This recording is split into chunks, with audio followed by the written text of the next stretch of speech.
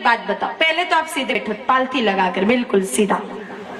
अब मुझे एक बात बताओ, मैं बड़ों से नहीं पूछ रही हूँ, बड़े कोई भी बीच में ना बोले, सिर्फ बच्चों से पूछ रही हूँ। बच्चों, कृष्ण कन्हैया जी का जन्म कहाँ हुआ था? बोलो बेटा।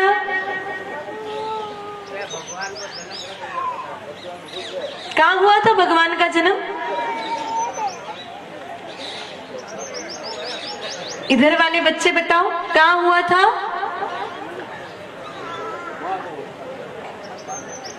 इनको पूछो भी सलमान खान का जन्म कहाँ हुआ था, इनको पता है। अब मेरे भाई बहनों, ये हंसने की बात नहीं है, ये डूब मरने की बात है। मतलब हमारा सनातन धर्म किस दिशा में जा रहा है, आप थोड़ा इस बात से कल्पना कर लीजिए कि हमारे बच्चों को ये तक नहीं पता है कि राम कृष्ण का जन्म कहाँ हुआ है। तो आप विचार कर सकते हो कि ये बच्चे हमारे धर्म को आगे बढ़ाएंगे? इनको सामान्य बातें नहीं पता है, और इसमें गलती इनकी 1% भी नहीं है, ये भी ध्यान से सुन लेना। क्योंकि आजकल पढ़ाई में तो राम कृष्ण का नाम लेना जैसे कोई आतंकवादी हमला कर दिया, इतना मेरे भाई बहनों पाप है। तो पढ़ाई में तो इनको कोई बताएगा नहीं कि रामकृष्ण का जन्म कहाँ हुआ।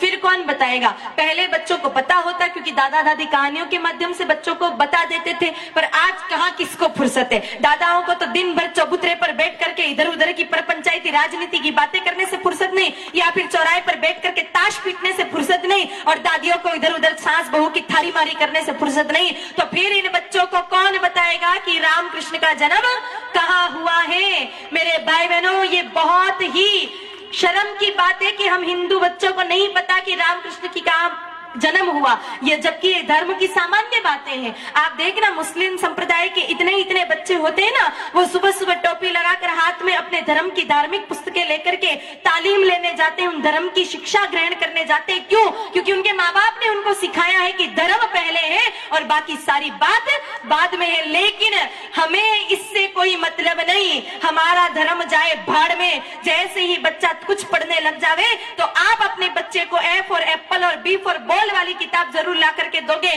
पर आज तक यहाँ सभा में बैठे किसी माता पिता ने अपने बेटे को रामचरितमानस जी नहीं पढ़ने के लिए दी होगी कि ले बेटा, तू पढ़ाई तो बहुत कर ही रहा है विद्यालय में ट्यूशन में जाकर के, लेकिन 10 मिनट रामचरितमानस की एक चौपाई भी पढ़ ले।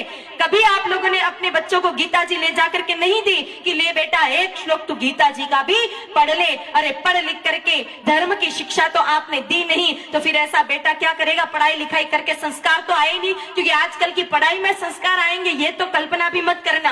क्योंकि आजकल जो मैकालय शिक्षा पद्धति है वो पूरे भारत को बर्बाद करने पे टिकी है। मेरे भाई में सिर्फ पेट भरने की शिक्षा दी जा रही है, बाकी धर्म का या फिर संस्कारों की कोई बात आजकल की पढ़ाइयों में होती नहीं है। तो फिर क्या होगा? पढ़ लिख करके बड़ा आदमी बन गया, लुगाई को लेकर आप माँ बाप को यहाँ सड़ने के लिए छोड़ देगा और भाग जाएगा। इसलिए बच्चों को बचपन से धर्म की शिक्षा दो। रामचरितमानस जी एक चौपाई रोज पढ़ाओ, ताकि कम से कम वो समझ पाए कि एक बेटे का कर्तव्य क्या होता है, एक पति का कर्तव्य क्या होता है, एक मित्र का कर्तव्य क्या होता है, भाई का भाई के प्रति क्या कर्तव्य होता है। मेरे भाई बहनों, जब तक धर्म जानते थे तब तक भाई भाई भी पूरी जीवन भर एक घर में गुजार देते थे। आजकल पत्नी आवे 8वें दिन दोनों को अलग अलग करना पड़ता है, नहीं तो मेरे भाई बहन 90 दिन कोर्ट में दिखेंगे, दोनों एक दूसरे पर केस दायर करते। क्यों? क्योंकि हमने धर्म की 1% भी शिक्षा अपने बच्चों को नहीं दी। संभले जाओ, इस तरह से तो धर्म पूरा मेरे भाई बहन तार तार हो जाएगा। अपने बच्चों को कुछ न कुछ शिक्षा धार्मिक भी दिया करो,